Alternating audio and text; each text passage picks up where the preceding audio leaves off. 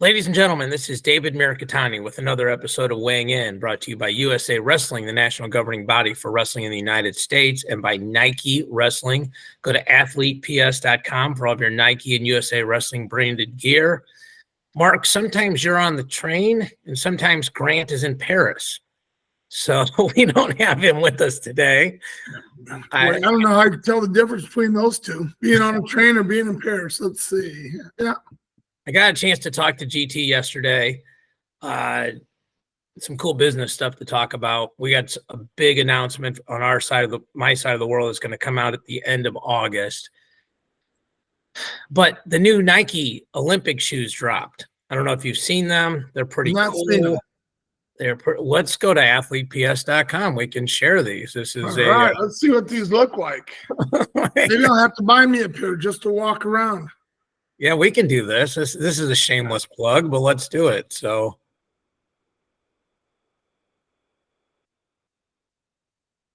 they got new Tawas and they got new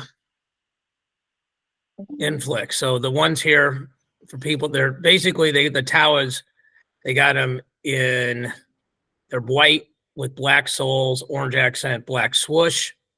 Okay.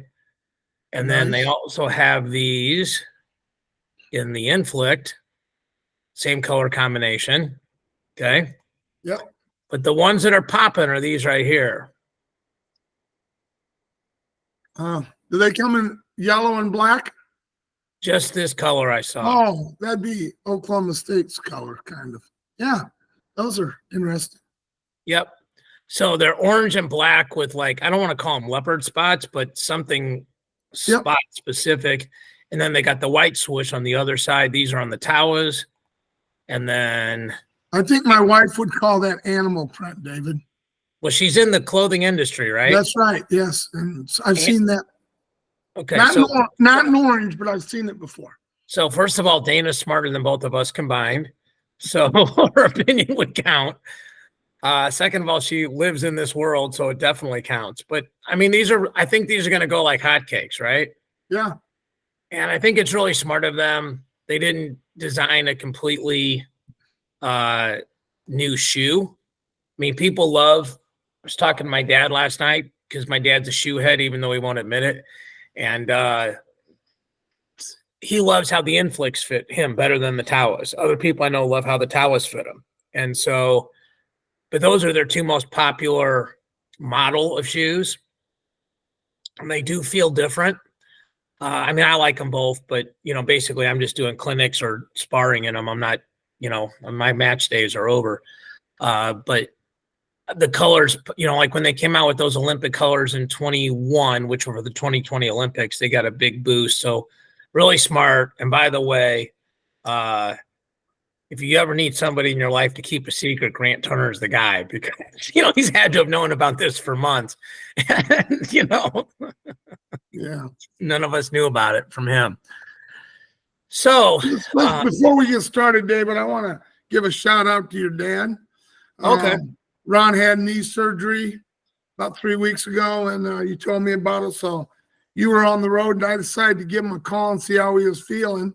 Yeah. And he was in the middle of a workout. He just got home 2 days before that, having knee surgery, and he was working out. I could hear Jan on the other side of the room saying, "Is that Mark? Is that Mark?" And Ron goes, "I'm busy. I've got to get this workout in." Unbelievable. He's a savage, man. He's a savage in the best possible way. So, yeah. And my parents have mastered the art of the speakerphone, so that's good. Okay, so when I talk to one of them, I get to talk to both of them, so that's great. And they bought me a griddle, like a Blackstone. nice. So we are assembling that tomorrow, my dad and I. So basically, he will assemble it, and I will watch him and tell him funny wrestling stories. So that's where the skill sets divide there. Okay. I will tell him what's going on in the world of wrestling. He will tell me what tool to hand him, and it will be assembled perfectly. But yeah, they both work really hard because my mom had back surgery too. Okay. And they were not at full speed at the NCAAs. I think I told you that. And it's I love going to the nationals like with my parents. One of the highlights of my life was announcing the Olympic trials in Fort Worth, and my parents literally flying with me and being able to see them in between sessions. And the finals, they, because it was COVID, you could see people in the crowd, because they were spaced out. And they tried to sit as close to the announcer booth as they could, so they were looking at the same wrestling at the same angle, which was really cool and sweet. And so, yeah, they're great people. I mean, they're surrogate parents to so many people, and have influenced so many people in a positive way, not only with wrestling but just in life. And so, yeah, and they love you, man. So it's cool that they, you get to talk to them and stuff like that, especially when I'm on the road. I've actually been home a couple weeks in a row. So yeah, you're probably itching to get back out there, aren't you? A little bit. It's I'm good at packing. I may not be as good at packing as Grant, but he's more of a shoe head than I am, and he has more hair product than I do. So, sorry? Amazing. I would have never guessed he had more hair products than you. Yeah. But yeah, you get good at packing, like just like anything else. You do it a lot. You kind of like, I have a to-go kit, for a bunch of stuff that always just kind of stays in the bag. So if I had to go real quick, I'd be okay. So anyway, let's talk first domestically. The Ohio RTC, which is tied to Ohio State University, or to the Ohio State University, hired Colin Moore, who recently retired, and Coleman Scott as coaches.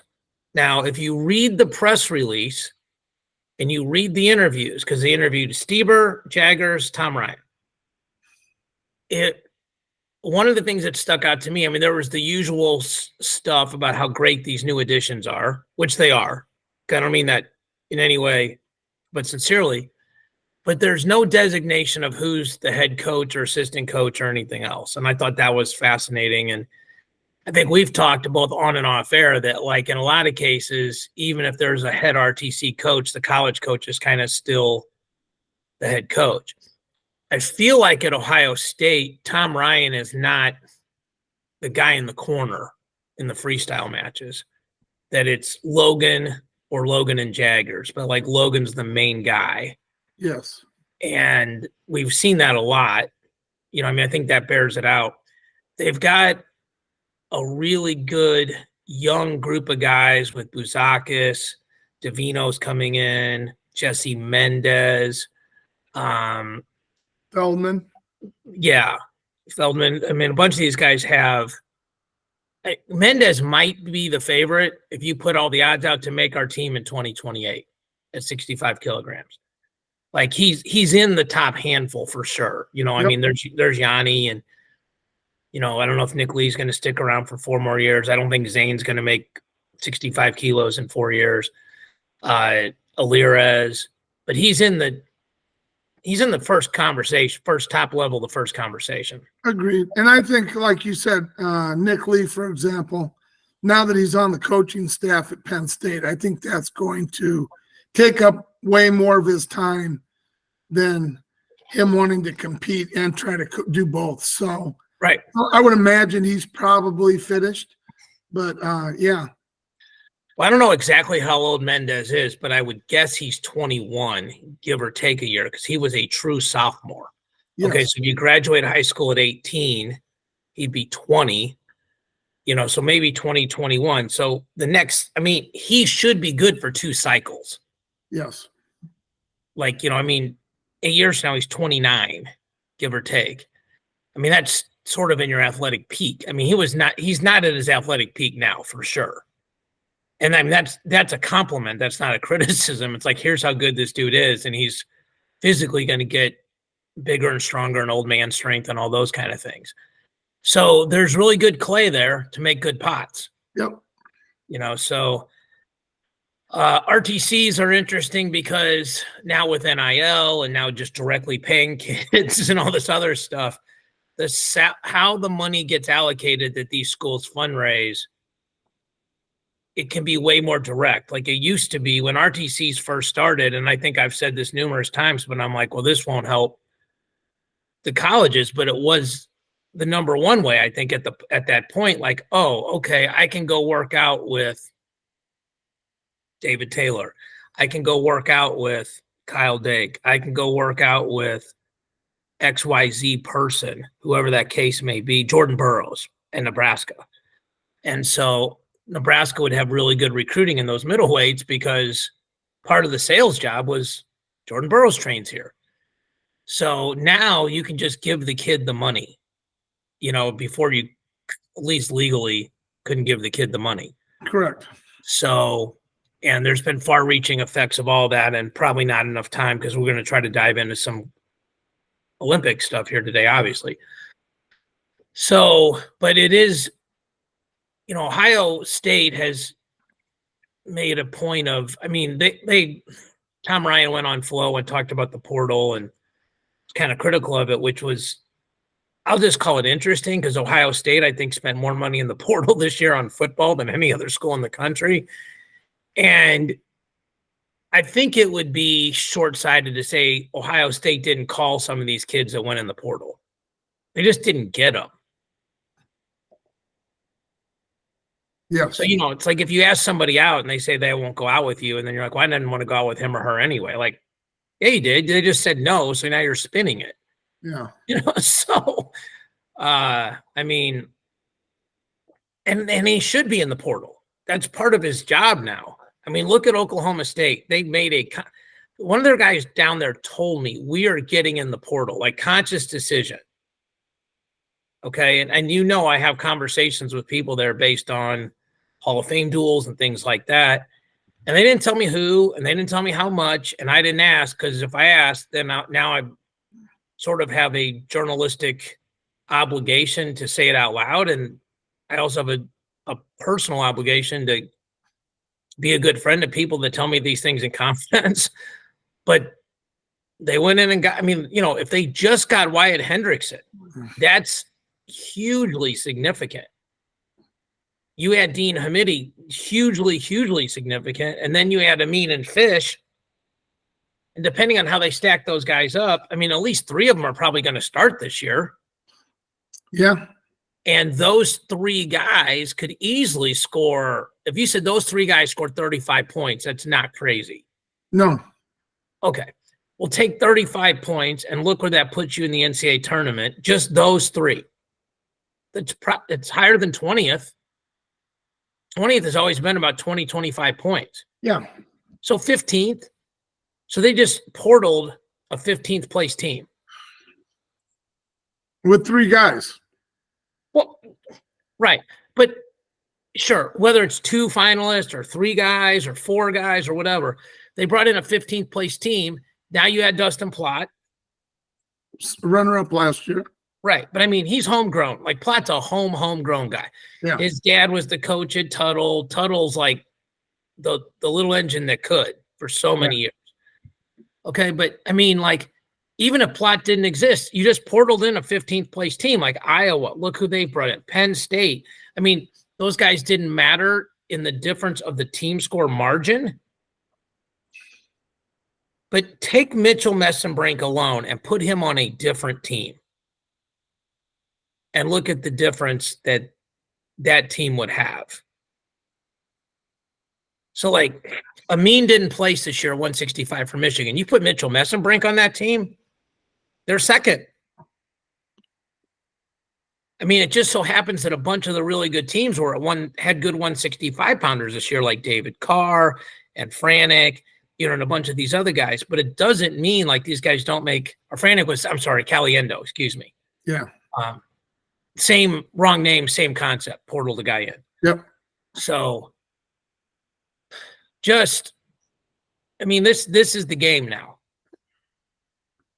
This is the game now. There's so many ways to peel an onion on money on the front end. Like certain teams have cost of living dollars. Schools, certain teams they're in a different conference. The conference provides them money.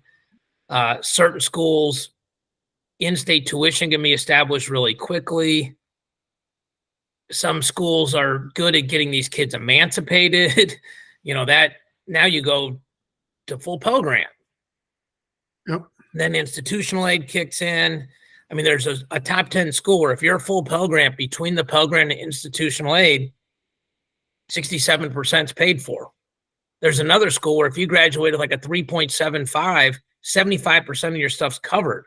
I mean, there's other schools, 3.75 doesn't get you in the door. So anyway, I digress, sir. Anything before we jump on to Olympics? No, I think I'm ready. All right, let me see if there's anything else. Oh, well, so let's start out with the most startling thing. There are no returning men's freestyle gold medalists. Not even in the tournament. None. Well, there's only 6 that can come back. Yep. There's R2. Gable retired. DT got beat out. Yep. There's Odaguro, who got beat out. And then there's the 3 Russians, Ugiev, or however you pronounce his name, Sadakov, Sajalayev. It's crazy, isn't it? That was just 3 years ago. That's a great point because it's always been 4 years. Yeah. So I think what would be fascinating, and Jason Bryant probably knows this off the top of his head, but first of all, 6 is the least amount of Olympic weights we've ever had. Like, at one point it was 10. But I would venture to say that there's never been an Olympic Games where there was no returning men's freestyle gold medalist. I would agree with you. I think the only one that could possibly be would be the boycott year in '84, because there was a bunch of guys that won it that never won it and never made a team again. Because you could peel a bunch of those guys off. Yeah. And like Dave Schultz, who was the best guy, got beat out for the team in '88 by Kenny Monday. Yeah. Because America had 7 gold medalists. So maybe there's been 1. Okay. And again, a boycott is involved in this, right? Because like, if there wasn't a boycott, 3 of these guys would be back. Yeah. So, I mean, but what that does do is it opens up the field tremendously. So we're recording this a day early because you're traveling or doing something on Thursday.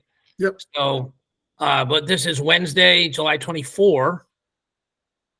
And we'll record next week, probably August 1 or July 31, depending on our schedules. And Olympic wrestling starts August 5. Yes. Okay, so we're going to talk about men's freestyle this week, and we'll talk about women's freestyle and Greco next week. So, I said, oh, snap, here we go. We're reloading. So, all right, so Flo has done a really good article here. If you're, see, here we go. Okay, so if you're watching this, you can see this. If not, there's an article titled 2024 Olympic Wrestling Preview and Predictions Men's Freestyle. That certainly indicates they'll have one for Greco and women's freestyle.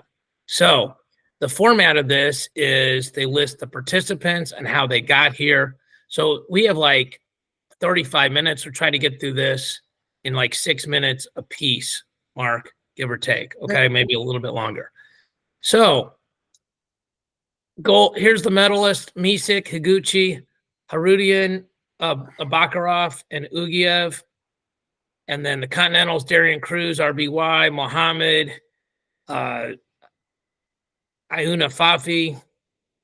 And then the Euros too, and the Asians too. I'm going to stop trying. And then the last chance qualifier was Spencer Lee, Sarhawat, and Zhao. Then they give the list of all the accomplishments. This would take forever just to read these, but for example, sure. Misik 2023 world champ, 22 bronze, etc., all the way down to Spencer Lee's age group, all the way back to 2014. So the seeds they have listed, we've talked about a lot of these, and they have the favorites. So their favorites are Misik, Higuchi, and Abakarov. Misik ran the gauntlet last year, certainly deserves the #1 seed, even if there wasn't a formula, but earned it with the formula and also did a great job. But he won a lot of close matches, which you would expect at this level. He won the coin flips last year. Doesn't mean he can't do it again, but it wasn't like he 10-0'd everybody. Higuchi is one of my favorite wrestlers to watch. He lost some matches up at 61, but came back down. And he also won a world title at that non-Olympic weight in 22. And then Abakarov is in Albania now. He's a Russian transfer. And again, kind of crazy that he gets to wrestle and Ugiev does not. But that's the situation. They have 5 athletes listed here as contenders. The main one is Spencer Lee. And then sort of the dark horses are the names like RBY. I think most people are familiar with Zhao now because, Zhao was the one that gave Spencer that 10-9 match. And then they get to their predictions. So one thing to point out in this weight class, 4 Americans, Misick, Spencer Lee, RBY, Darian Cruz. Yes. Now, only one of them is seeded, okay? So Spencer Lee cannot wrestle RBY or Cruz first round. For people that, like, if there's 8 seeds on the board and those 3 guys all have to draw in, then they can't draw into each other. Any of them could draw Misick first round. Correct. So I think we go heavy bias here on like, hey, how do we think the American's going to do? Okay. Here's the argument for Spencer Lee to win it, I think. Unbelievable parterre offense, finally healthy or healthy-ish. Seems like he's healthy. Okay, no massive knee brace, right, Mark? That's always been a massive indicator. He's had tremendous success at age group. He won the Olympic trials fairly convincingly. Okay. And he's a winner. He's a flat-out winner. Okay. And he's the kind of guy who can lose 3 or 4 takedowns and take you down once and win the match. So that's another way of saying great parterre offense, but he's like Vito. Like, you can't get taken down in the middle of the mat. It's going to end badly for you. So it changes. Like, if every time I worry about shooting on you, you're going to take me down and tilt me up, it impacts my psychology of shooting. I think the biggest downside of Spencer is he's never wrestled at a senior level world, okay, or Olympic Games. The Zhao match tells you there's guys on his level, and Zhao's not one of the favorites. So, but he is seeded 6th or 7th. Yeah. Yes. We can go back and look. Go ahead. I'm not saying you're wrong. No, he's seeded, so he's had some past experience where he's done well enough to be seeded in the Olympics, which is a big thing. Yeah, I would agree with almost everything you said, David. Except I would add in a caveat of these guys have never wrestled Spencer. Well, they haven't wrestled him at the senior level. It's not to say they didn't wrestle back at the junior or cadet level. And to your point, if they did, Spencer beat them. Yeah. So, I just think it's always nice getting a feel for somebody and finding out what it feels like, because then you can start working on things that you can, get to work for you that maybe you didn't expect, or you had a feel that you never expected and it kind of took you by surprise. So that's probably a big plus for Spencer right now. But yeah, everything else I agree 100%. Well, you're our resident Iowa guy. So you want to pick first here? Assuming you're picking Spencer, right? Yeah, I think he's the best guy. I think he's the best guy at this weight, at this tournament right now. I'm not saying there's maybe a couple other guys that could have been there that would, I may not say that, but I really believe this is a tournament that I think he can win. So a couple things here. One, I'm super interested to see how RBY does here, right? Because I think there's a pro and a con to RBY. I think this is his last tournament. I think he goes into MMA after this. In general, I'm not a big fan of people when they know this is their last fight in MMA, this is their last tournament in wrestling, because sort of mentally they've they're past it, right? Like, I mean, and it's easy to, cut corners, do one less rep, do one less thing. Just the psychology of it is different, right? Yeah. But he's so good, man. He's so fast. And Penn State's really good at tactics, right? And so, like, RBY Misek would be fascinating to me, and I might be wrong. Misek might take him down and tech him out. Could certainly happen. I think Misek is really strong for the weight. And you remember he was a national runner-up at 33, and they tried to wrestle him at 41 during like his 7th year in college. Yep. I mean, so he's a huge 57 kilo, which is 125.4 guy. But I also think this, and this is no slight, but like I told you this off the air, like if Zane Richards loses to Darian Cruz, he can't do anything at the Olympics. Like Darian Cruz, probably the 16th seed. And you're right, Zhao's the 6th seed. He would be the 7th seed if Ugiev was in the tournament. But again, to go back to the Spencer Lee thing, okay, so you had a 1-point match where you came back from behind to beat the guy who's the 7th seed if everybody's there, or the 6th seed if not. What's interesting is this. Our brains are going to jump around like, hey, at 57, the seeds don't matter. Okay. When we get to 74, we're going to say the seeds matter. Sure. And so what it means is we're looking at these through red, white, and blue lenses. Okay. I mean, I think that's the only way to say it. Okay. So I'm going to pick Stevan. Doing it all? Yeah.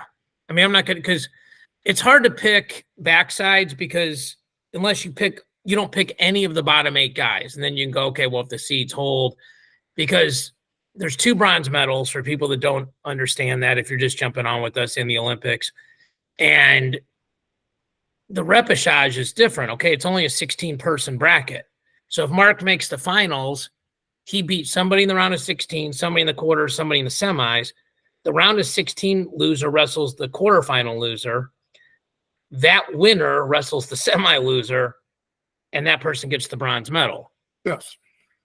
Well, I mean, it's just totally different than the Worlds, where there's like 64 brackets or 64 plus pigtails or 128 with buys, depending on how you want to look at it. There's a minimum of 2 more rounds out there.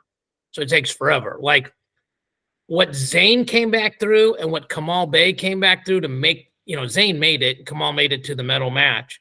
Yep. And they also wrestled true third. That's the other thing so there was an additional match. Yes. So it's a very, very different thing here. Okay. Okay. This article is spinning, so I'm not sure I can keep it. I don't know why I can't keep it moving on my laptop. So that's frustrating. Let me see if I can pull it up on my phone and we'll just talk about it, which is sort of annoying, but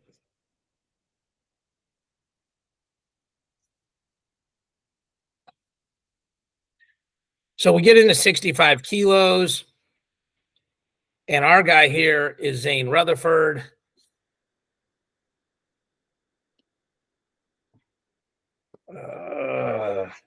This is going to be really annoying.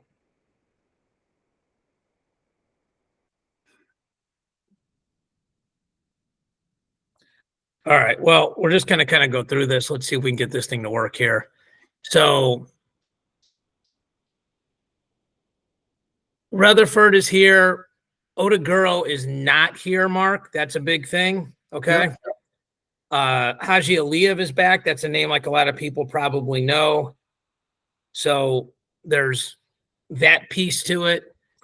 And then there's also a ton of other medalists. Musakayev is probably the number 1 guy here. So when I think about, and Musakayev's, what do you call that move that he does, sort of like that misdirection running fake left, go right sort of thing? I have no idea what you call that. You know what I'm talking about? All I know is he, in my opinion, he's the most talented guy at this weight. When he wants to wrestle, he's unbelievable. Now, a lot of us are familiar with Musakayev because he's the guy that Yanni was losing to like 8 or 9-0 and then just gassed him out. And then he came back and I think he teched him, but if not, he pinned him.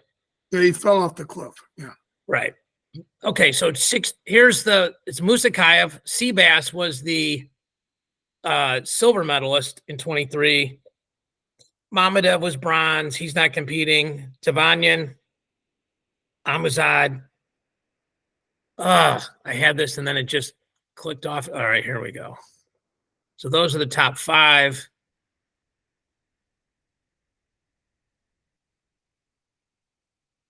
Gonna make it through, Mark. Okay. Then the Continentals, Valdez and Austin Gomez. Again, Haji Aliyev is one of the guys that got through. Last chance. Zane was the literally the 16th person. And then Salkutin, MDA, I think, is Maldonia, replaces Mamedov. So again, so the seeds here, Musakayev is the 3 and Amazad is the 2.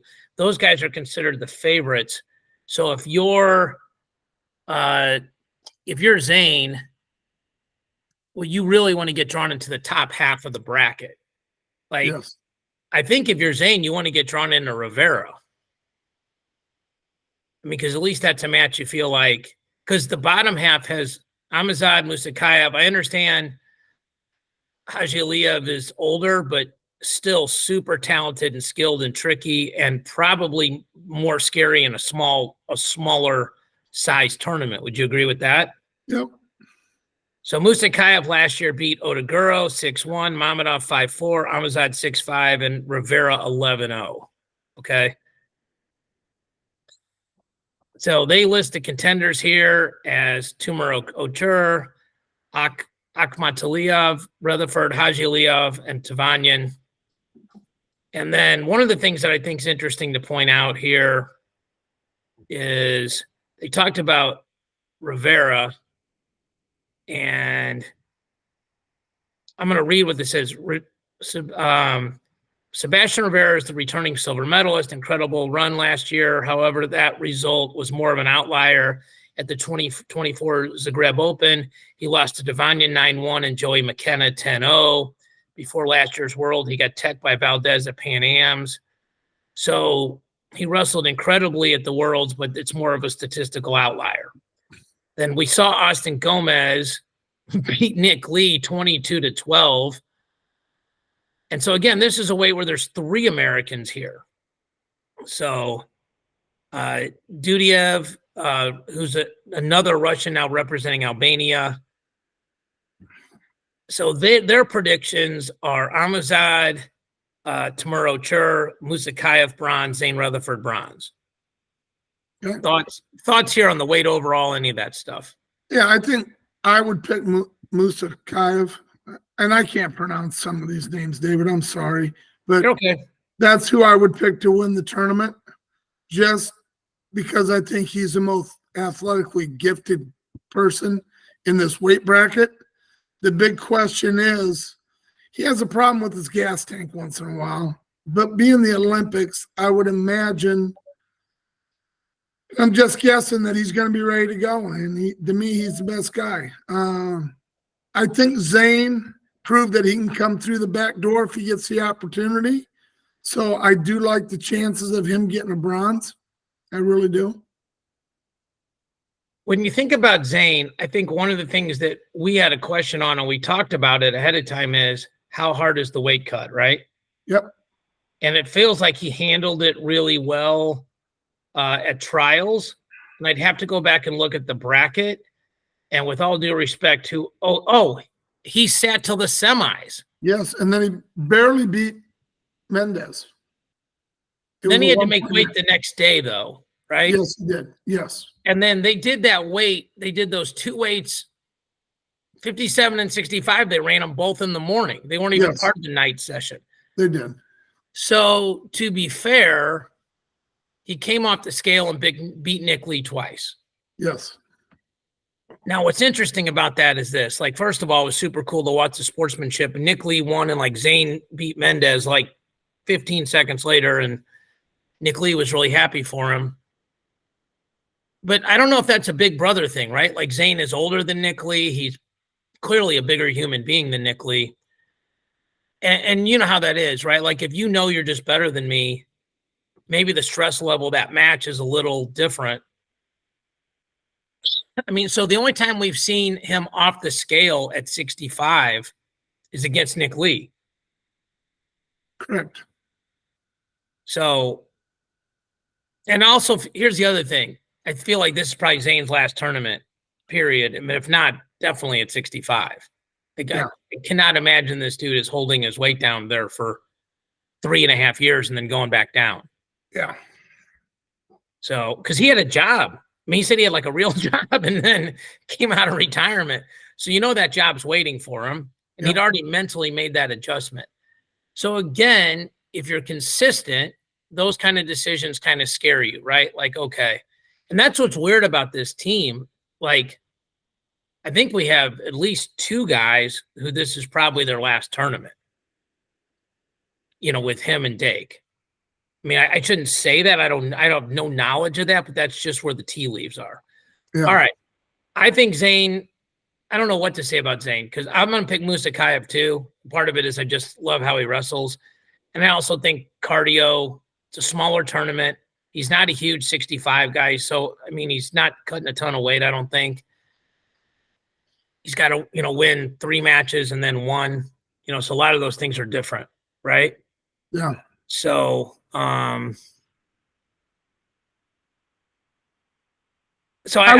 would feel a little more comfortable if he was on the top half of the bracket because I do think probably the 2 best kids are 2 best guys at that weight are on the bottom half of the bracket. So, yeah. We probably shouldn't call them kids, but yeah, I agree. Well, they're kids to me. I mean, Jiminy Christmas. Jiminy Christmas. All right. You get to a point in age where you can I can call you a kid because I was coaching guys that were wrestling you, David. So to me, you coached against me. Yeah, fair. Yeah, so. All right. 74. Sadakov, ineligible. Dake, Sabalov, Takatani, the Greece, and Feng Lu from China. Garzan, Montero. Kadimagomedov is ineligible. That's a big one. His replacement is Chamizo. Zamalov. Oh, this thing is freezing again. I have no idea what's going on. All right. So I'm going to keep working on this. They posted some gambling odds, and it feels like that Dake is one of the biggest favorites here. Okay. His style seems to be really tailored for international wrestling. It's sort of flurry, hand fight flurry. It's very different from the college style of wrestling. This would be an absolute storybook way for him to end it. When they list all these guys, I mean, he's the number 1 seed. They list him as the only favorite. Then Kadimagomedov, Sabalov, Zamalov, and Chamizo. Boy, try saying those 4 names fast.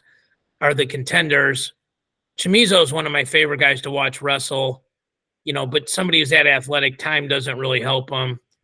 And then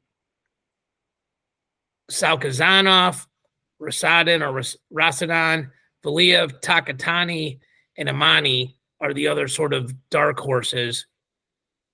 This is the one I feel like probably most likely that America's, I don't want to say we, because I have nothing to do with these guys training, but where America is going to win a gold medal. And this is pure conjecture. And then Dake walks off into the sunset and moves to Stillwater, Oklahoma, and becomes David Taylor's. Oh, you didn't say that, did you? I just said it, yeah. I thought we weren't gonna say anything about that yet. I said it's pure conjecture. Okay. I don't have any. There's no insight there. I haven't talked to anybody. I haven't asked anybody, and they wouldn't tell me anyway. I think that's exactly what he's gonna do. Okay, but again, we're just guessing. I know. I mean, that's important. Like this, know. Yeah. These are the opinions of David Mirikitani and Mark Ostrander, not USA Wrestling, right? And Grant Turner, if he was here, he'd have an opinion. Maybe. I mean, Oklahoma State's a client of Nike, so I don't know. So, I mean, through no fault of his own, the 2 biggest threats have been cleared out of the bracket. And when I say threats, like Sadakov was the favorite. Yeah. Okay. It wasn't like, well, Sadakov's really close to him or something. So I do think, I don't know if I said, I think Spencer will medal at 57. Okay. I just don't think he's going to win it. Okay. But I don't feel really strongly about that. I mean, he could win it and I wouldn't be surprised. It's just so hard to imagine. I'm going to say this and then I'm going to say a contradictory statement that he's just going to come out of the gate first time at that level and win it. Sure. But we've seen it happen before with like Jordan Burroughs. He made a team and then just did it, right? Like Jaden Cox didn't have a passport, made the team, got a passport in a day and a half, and then was in the bronze medal match and probably would have been the gold medal match if he knew he was losing in the semi against the Cuban. So, David, I'm going to ask you one question. Just give me an honest answer, and I know you will. When have I ever lied to you? Well, I don't know. But if Spencer Lee first round match is Stefan, who are you picking to win that match? Well, I have to pick Stefan because I think he's going to win the gold medal. Do you truly believe he'd beat Spencer first match out? Cutting weight. Spencer doesn't really cut any weight. Well, I think you're trying to push me towards a different answer. No. I just want you to think about what you're saying. You're thinking Spencer has to navigate through this whole tournament, and it's going to be easier for Stefan to do that where he's at in the seeds. But I'm not so sure I wouldn't take RBY over Stefan first round. Let me tell you which part of that I agree with. I think most of these guys off the scale are hard. What I don't agree with that RBY off the scale is cutting less weight than Stefan. I mean, if you saw RBY at the pants, he looked like Conor McGregor at 145 pounds. It's like, yeah. I also agree with you that Spencer, I think I talked to Nick Piccinini and he said that's the strongest dude I've ever wrestled in my life. So, but he has like really functional grip strength and things like that. Maybe he can squat a house too. I don't know. I mean, they show him doing all kinds of crazy pull-ups with dumbbells and vests and all these kind of things. So clearly he's ridiculously strong. Okay. But I think you're right that even though he's ridiculously strong, he's not huge for the weight, which is the best case, really strong and not cutting a ton of weight, right? I mean, here's the thing, man. Like, I have to think the Olympics is like a jacked up version of like state or nationals in terms of mentality, right? Like some people, the moment overwhelms them. Okay, like when we first started wrestling, what do we all want to do? Win an Olympic gold medal and be on a box of Wheaties. Okay. I think some people get to that point and some people are really good, like, hey, it's just another match. But it's not. I mean, it's not like I was talking to my dad last night. And they're talking about putting a statue outside the Gallagher for John Smith. And it's tied to this because they said, well, you know, he was the best wrestler in the world for 6 years straight. And when's the last time you've seen something like that happen in America? And I don't know if we ever have. And my dad pointed out, well, he lost to the Cuban at the Olympics. I'm like, no one cares because he won the gold medal. I mean, whether it's good points, bad points, classification points, criteria, it really doesn't matter. Yeah. And he went 6 for 6. John Smith was a guy that figured out, you know, he's one of the first guys to say a lot of pressure is a privilege, right? So I just don't know. I mean, and I don't know if Stefan will wrestle. I felt like he wrestled tight in 21 at the Olympics because he was the 1 seed again. Yep. But it's different, man. He's got a world title now, right? So like if he retired after the Olympics, he's a world champion for the rest of his life. So does the world title make him wrestle freer, or does the world title make him wrestle tighter, like he has to defend that title? If he thinks he has to defend it, it's bad. If he thinks it's like, I'm the best guy, if I wrestle my best, I win, and I'm just going to go out and wrestle my best, then I think he's super dangerous. And I think he's got really smart people around him that are probably telling him the second message, not the first message. I mean, I sent Gary Abbott a text, and I haven't gotten an answer yet, but I didn't know if it's a 1-day weigh-in or a 2-day weigh-in, and if the second day weigh-in is scratch or if you get a kilo, because that makes a big difference too. Sure. I don't know if I answered your question. I'd pick Stevan because I picked Stevan to win the tournament. Okay. I mean, I have to be consistent. Okay. Okay. This Flow article is, it must be something with their website because it's the only thing on here, but I'm going to keep trying to refresh it. All right. So are you picking Dake? Oh, yeah. I think he is by far our best shot at winning a gold. And I'm not saying we're not going to win more than one, but the situation he's in and the position he's in, he's the best kid in that weight if he wrestles up to his abilities. Agreed. Okay. 86 qualified at the Worlds. David Taylor qualified our spot. Our quota, Yazdani, Miles Amin, Daltabekov, Shapayev. Then Ethan Ramos is in this bracket. So again, there's 3 Americans in this bracket: Brooks, Amin, Ethan Ramos. Nafanov is out, so Bagayev is in. And then Kurgliev, Ramazanov, etc. So this is a super interesting bracket. Like, to me, this is such a weird bracket because it's a very similar in at least one respect to 57, right? That, like, Aaron Brooks has never wrestled at this level. Okay. Yep. I think he won a U23 gold. Okay. And then I think this is probably one of the more fascinating things. Is Aaron Brooks the guy that got taken down by Mirasola and was 8 seconds away from losing to Zahid Valencia? Or is Aaron Brooks the guy that dominated DT 2 straight? Okay. And there's a couple things to consider there. Number one, the Mirasola match was right off the scale. Okay. And I'm not making excuses. The Zahid match, he knew after that match, if he won, he was going to be cutting weight till 2 a.m.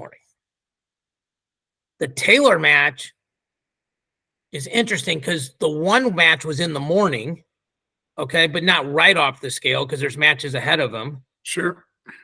The second match was at night where he probably weighed 205 pounds.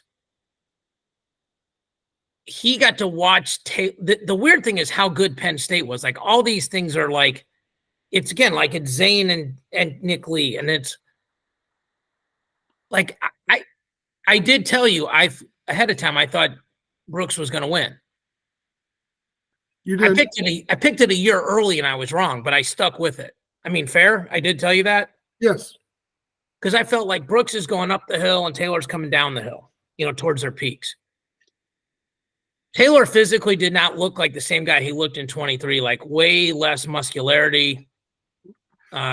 Brooks looked way stronger than him. There's a couple of positions where he just horsed him, just horsepowered him. So I think if you're picking Brooks, you're saying he's the guy that beat DT. DT, there's not really a rivalry with Yazdani. I think he beat him 5 out of 6 or 6 out of 7. Yep. So, I mean, Yazdani beat him to win the Worlds. I mean, that's a big one, but it's not like you've beaten me 4 out of 7 and it's close, or like kind of like Keegan O'Toole and David Carr where it went back and forth. And there's the whole underhook thing, right? Like, Yazdani is really well known for the underhook. If you saw the interview Brooks did when he was DT's training partner in 21, he said he studied Yazdani a lot and he'd been using the underhook the way Yazdani does it. Well, generally, if you're good at a move, you're also good at defending it. Like, I was in high school, I was a good leg rider. So nobody ever rode me in legs because I knew where the pressure was. Like, you just know certain things. Like, I mean, I don't know. I mean, I don't know 9 examples, but like, if you're a really good high crotch guy, you're probably a really good high crotch defense guy because just a little thing like popping the shoulder out of the pocket, changing the angle a little bit. You're like, man, this is really hard to score from here. So if I defend this way, it probably is going to work. There's a bunch of other people at this weight. I mean, I think some people may be sleeping on Amin, but I think those people go back to, well, Amin never won a national title. His biggest win was over Brooks in the Big Ten, and then Brooks beat him by like 6 in the NCAA finals with like 4 minutes of riding time. and Brooks is young, man. He's like 23 years old, maybe 24. Yazdani is not as young. I mean, but Yazdani would probably have another 3 world titles if it wasn't an Olympic title, if it wasn't for Taylor. Yeah. And this is the other thing, like we're kind of talking about Brooks on the same level as Yazdani, and he hadn't wrestled a senior level match internationally. Right. So am I crazy, or am I right that he even belongs in the conversation? I think he belongs just because he's a very gifted and talented wrestler. I don't think he wins it. I think Yazdani's the best guy at that weight, and he's never wrestled Yazdani. And like, again, unless you've wrestled some of these guys and get a feel for him, he can watch all he wants until he's in that position. It's a whole different show, David. I think you know that. No, of course. And I think here's another angle of this, right? Like, Taylor's not at Penn State anymore.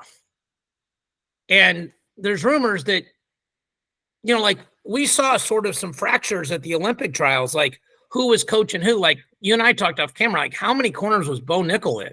Just crazy, right?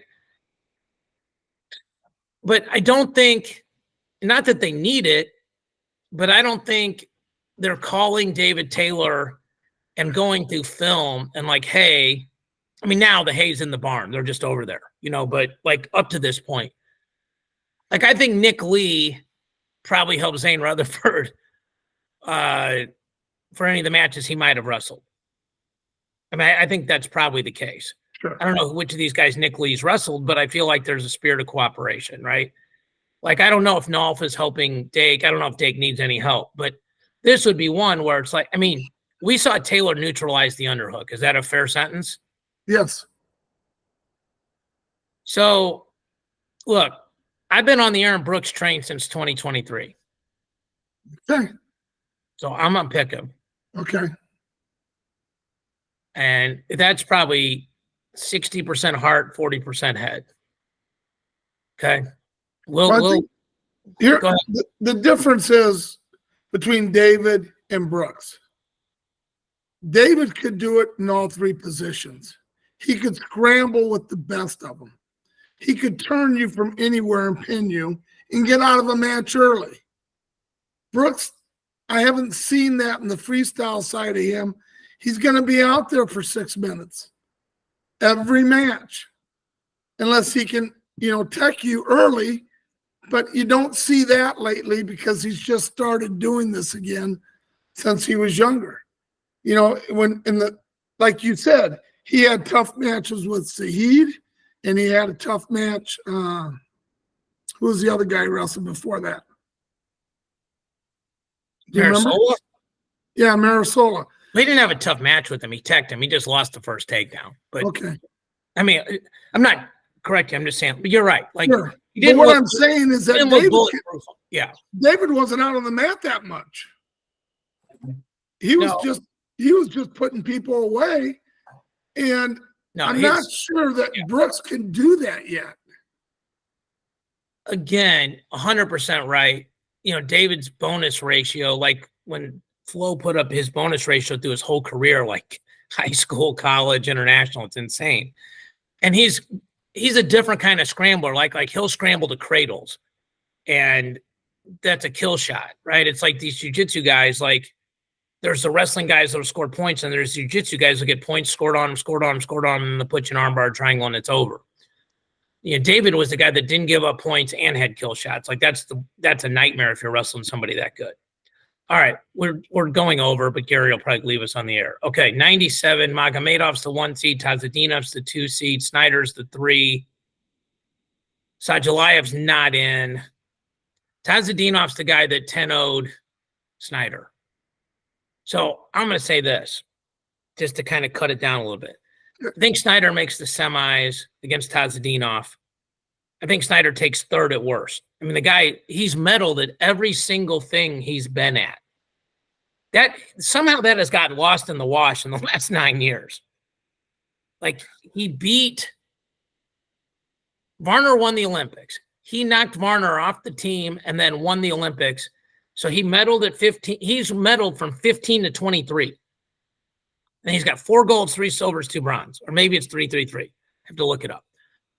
But unbelievable consistency. He was also by far the biggest gambling favorite or the shortest odds to make our Olympic team. You know, I mean, Trumbull was, we were impressed that Trumbull didn't get smoked. That's how good Snyder is. So I think the question is, can Snyder beat Tazadinov? The interview with Snyder was real. I love like listening to guys like how they think and women too, the athletes. But like the strategy part of it, not just like, look, I'm the best person. I mean, I don't care who's here. I got to wrestle who's in front of me. Like I get that stuff, but that's not, you know, whatever, right? I'm more interested in how the tactics, because I think that's different. And they ask some good questions like, well, look, a lot of these guys just aren't shooting on you. They want to turn it into a shot clock match. And I think Snyder, the adjustment he's going to make is try to control the center of the mat more, try to get the guy to the edge.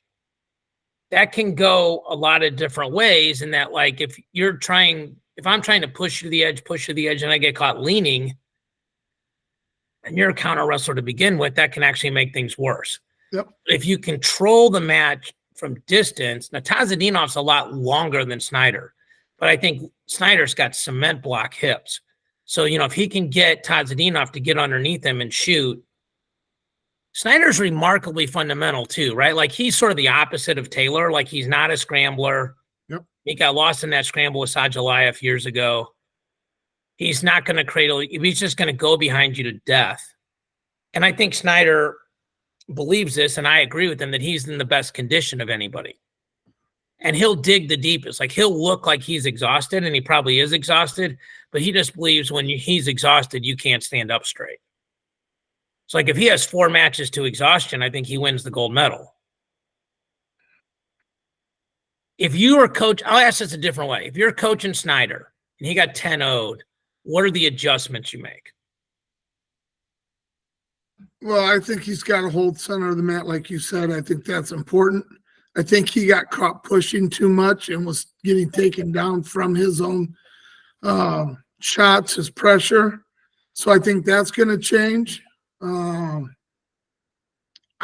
don't know if this guy can get in on his leg attacks because very few people even shoot on him, Snyder. But yeah, I mean, he's got a hill to climb without a doubt. But I'm going to pick Snyder to win the gold. Okay. Just because of his past history, like you said, he's a winner. Well, he's won one Olympic gold medal. Okay, to be fair, like he's a winner for sure. Okay, Yep. These guys are 10,000 times better than I ever was. Okay, so it's like it feels weird even sort of picking nits, right?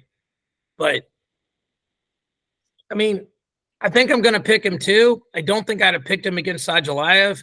Tazadinov was, and that was the crazy thing, right? Like Tazadinov tech falls Snyder, and there was that break, and we're like, oh, this will be the first time Snyder doesn't medal. So he had to wrestle Sajalayev, and then he beat the crap out of Sajalayev till he just defaulted out, and then, you know, he's not a backside guy. So then Sajalayev or Snyder wins the guys that come up to him, and then he gets the forfeit, and then he's bronze again. And he deserves it, okay? Like, it's not like it was something was gifted to him, but he's just so consistent, man. And, like, if he makes 4 more teams and gets 4 more medals, he's going to have 14 medals. And even if it's 3, 3, and 8, just say we give him all bronze medals. That's insane. Agreed. And he's not done. No, I know. Like, he made the team, I think, at 17 or 19, something crazy. He was still in college. Yeah. So, I mean, I'm going to pick Snyder, but I think that semifinal match, he's got to win that match 3-2, 2-1, not 10-9. Correct. I think if he wins it 10-9, the only way he wins it is if he somehow gets him tired if he does the Thomas Gilman, I gassed him from bottom. Like if he gets him tired, and I say that facetiously, but like if he exhausts Tazadinov in all these scoring exchanges, okay, I think that's the only way it happens. Like otherwise I just don't see it, man. Because like I just think there's a struggle there to like if Snyder's not a shootout guy. No, and last time they wrestled, I think he gave up 2 4-point moves in the first 3 minutes of the match. He gave up 8. I know he gave up 8 points early, so he can't afford to give up any force. He can give up a 2 and keep the pressure on and wear him out. He just wasn't able to do that. Right. Yeah. Okay, we'll go to heavyweight. This is, or 125. This is probably the most accurately seeded bracket in terms of accomplishments. Zaire is 1, Geno, so a lot of people call him Gino, Petrashvili is 2, Mason Paris 3, Taha Agul 4. So I think Paris feels like he's going to be a bronze at worst. Okay, I mean, obviously stuff can happen, but it doesn't feel like because the seeds are fair, it's not like 3 guys are on his side or something. He's got 1. And he's probably got he's got a guy he can beat. Yeah. Okay. I'm going to pick him to take second. That's where I would pick him also. I think if you're America, you want Agul to beat Zaire. Okay, like I think if Paris makes the finals against Agul, I think I'd pick Paris. But, and I think Paris has an age group win against Zaire, but, I mean, people improve, right? Like if I beat you 3 years ago, it doesn't mean I'm going to beat you now. Like that's the whole mutual fund perspective. Past performance does not guarantee future results. So, all right. So you've got Spencer winning gold. Yep. Zane bronze. Yep. Dake gold. Yep. Brooks silver. Brooks silver or bronze. It just depends where he falls in the bracket. Okay. That's fair. No, that's fair. Okay. 2, 3. Snyder gold. Yep. Paris bronze. Silver. You haven't beating Geno. Yeah, because that's fine. I think he's better right now. Yeah. So you have 6 medals. Yes. Okay. All right. So realistically, if I said wait till I do Greco, I'm gonna really shock you. Yeah, probably. I will be shocked when we talk to you about Greco. For sure, for a variety of reasons. I'm not sure I'm that far off from you because I think I picked Spencer bronze, picked Zane bronze, I picked Dake gold, Brooks gold, Snyder. I didn't pick Snyder. I don't think I picked. I'll pick him to win. You said the worst he'd do is bronze. Yeah, but that's not a pick. That's a cop out. Okay. What are you doing? I'll pick him to win. All right. Because if I'd rather be wrong that way than the other way. So I'm 6 for 6 too. But but here's the crazy thing. If we said the over-under on USA Wrestling medals is 5.5, we'd both bet the under. That's just because the 65 is such a tough weight.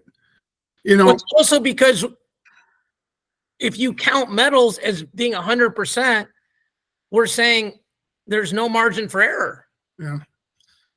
And we have 1, 2, 3 guys that are getting drawn into a bracket that we have no idea where they're getting drawn in at. So it's tough. But yeah, I think 6 is a good number to stick with. And I can sleep with that number. Okay, last question, just because you talked about draw-ins. Brooks, would you want Brooks to get drawn in the Yazdani round 1, or would you rather see him in the finals? Finals. Because Brooks has a hard time off the scale. Brooks is going to be big in the finals, hopefully. And that's where all the pressure's at. So, yeah, definitely in the finals. Yeah. All right. So, if you want the most red, white, and blue picks you've seen on the internet, we're here for you. I won't even bug GT about getting his picks. Maybe I will. Maybe I'll probably talk to him this week. So, all right. He doesn't go for 6 for 6. I might be surprised too, though. Yeah, I think for him, it's like, who else does he pick, right? And here's the hard thing about this, and you said it, right? Like at 3 weights, we don't know where our guy is. Yep. There's a bunch of other weights where we don't know where other really good athletes are, right? Because I don't even know when they draw those. I think it's the night before they wrestle. So that's what's interesting, right? It's like you and me are in a fantasy football league, right? And like next month, at the beginning of the month, I'm going to do a Zoom and show everybody, here's the order. We're going to do it. So people can practice their drafts, right? Sure. Like they could do the drafts. They could do it now. They could have done it. I mean, they could have done it. I guess they'd have to change it again with the Russian stuff, right? Yeah. But they could certainly do it now. I mean, that would favor the coaches that are the best tactically, right? And I'm hearing that they may only have 15 in the 65 kilo bracket because it's too late to invite somebody else to come. How is that possible? I don't know. That's just what I'm hearing on the internet from reliable sources.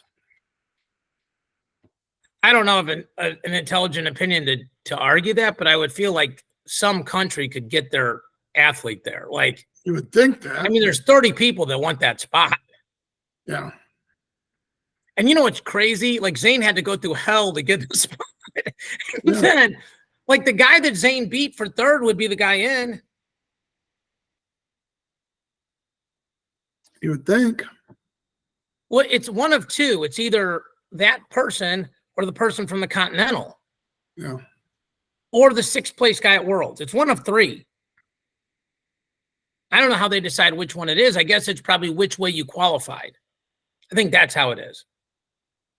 So Let's see what happens. I'll be surprised if there's only 15 in that weight, but when I saw on another podcast, they were talking about guys that might have, like a bracket might have 17 or 18. Like, I mean, I don't know. How's that happen? I don't know. Like, there's a lot of crazy things going on in our country right now. I'll just say that. Okay. So, like, there's some things that are highly, let's just say there's things we've seen that we've never seen before. So that's probably a fair way to say it. And this could be one of them. So, all right.